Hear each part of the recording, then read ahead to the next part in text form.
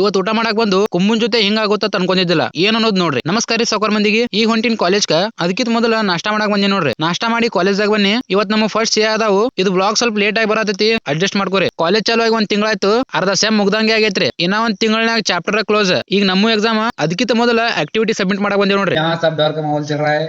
ಈಗ first exam ಆಯ್ತು.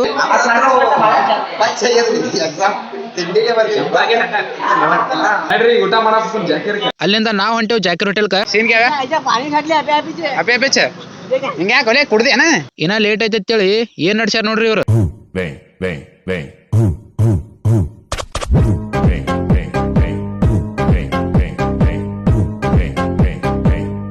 ಮಜಾಕ್ನಾಗೆ ಕುಮ್ಮುನ್ ಜೊತೆ ಏನಾಯ್ತು ನೋಡ್ರಿ. ಒಂದ್ ಸ್ವಲ್ಪ ಕಾಲಿಗೆ ಹತ್ತೈತಿ, ಮತ್ ನಾಗ್ಯಾ ಮೆಡಿಕಲ್ ಹೋಗಿ ಬ್ಯಾಂಡೇಜ್ ತಂದ್ ನೋಡ್ರಿ.